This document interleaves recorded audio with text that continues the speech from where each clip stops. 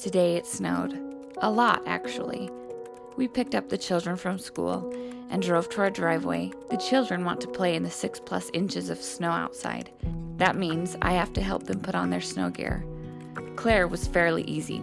I readjust her boots. Jane is next. With most of her snow gear on, I just need to zip. Ollie is done, and I fix Jane's glove. Nicholas is next. He lays like a dead fish as I try to pull up his bibs. Claire asks me to zip up her coat again. I'm laughing, this time in frustration.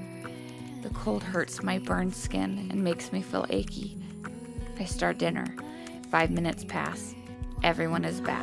My imagination sees you like On August 16th, 2008, my husband and I were in an airplane crash. I was in a coma for 3 months. We both survived. I am Stephanie Nielson, and I am not my body. I loved you from the start, in every single way.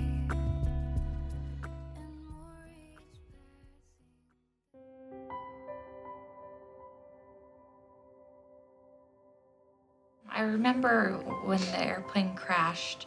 I remember rolling under a tree and looking up at the leaves and thinking, just having sort of a feeling that things would be okay, that it would be okay, and I didn't know the extent of my injuries. I remember the therapist working with me and challenging me to get better, because they said, you need to get better and be at Stephanie's bedside when she wakes up. Their hospital rooms were definitely a sacred place, because there was, miracles happening in there every day. Notes and cards from everywhere were on the walls.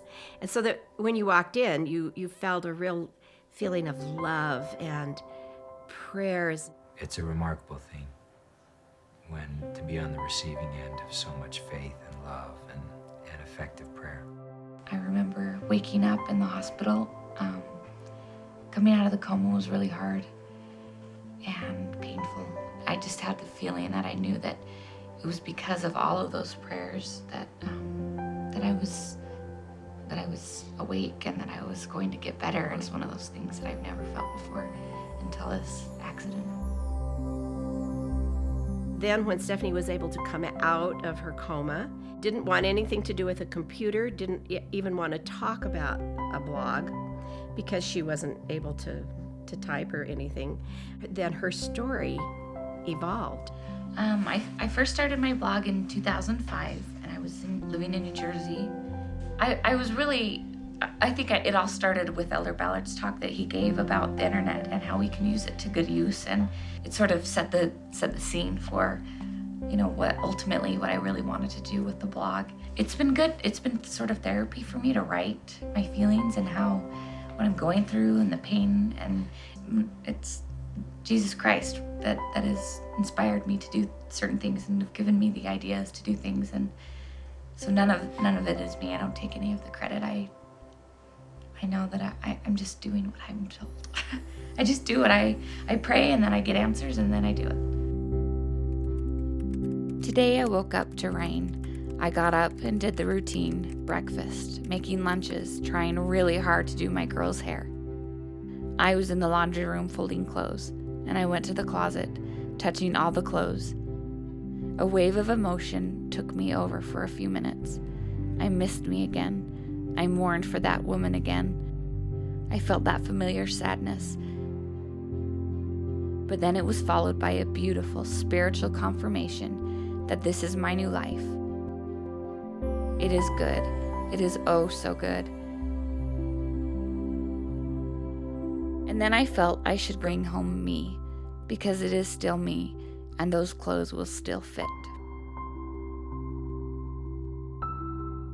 It's hard to, pick up the kids from school and all the other kids staring, or going to the grocery store. And as women, we want to be beautiful and attractive, and I struggle with that. But I also know that it's not everything.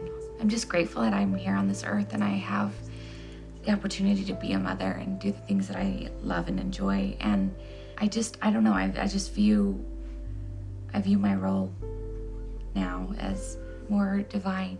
It's something more, not just a mother who wakes up and makes her kids food, and it's a mother who enriches and teaches about the gospel of Jesus Christ, but it's a privilege, and I see it more as a privilege than anything. To me, beauty and motherhood are one. They're the same thing. There is a plan for us, and it's a plan that will ultimately give us the greatest joy and happiness that we will ever experience. And it is only possible through Jesus Christ. And I am grateful for this trial, and it's a blessing, even though it's hard and it's challenging, and it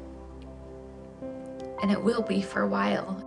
It's our spiritual nature, though, to turn to our God who gave us life and has given us this mortal experience, to turn to Him for either to thank Him for the happy times or to pray for His help in the hard times.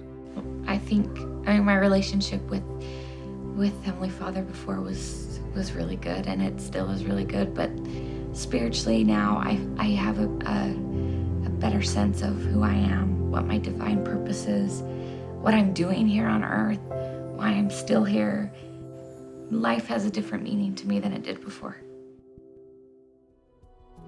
It's all about your heart. There are moments in my life when I feel like my spirit is tapping my heart to remind me just why I still mortally exist. Today I had more of those tapping moments. It was in the deep brown eyes of Nicholas, laughing and tackling Jimmy over and over and over again. It was in Claire's desire to help me with anything. Today it was groceries. It was Mr. Nielson, who I watched outside my window early this morning, ride his bike to school with the girls. Their faces beamed like they were the luckiest girls ever. And they are, including me.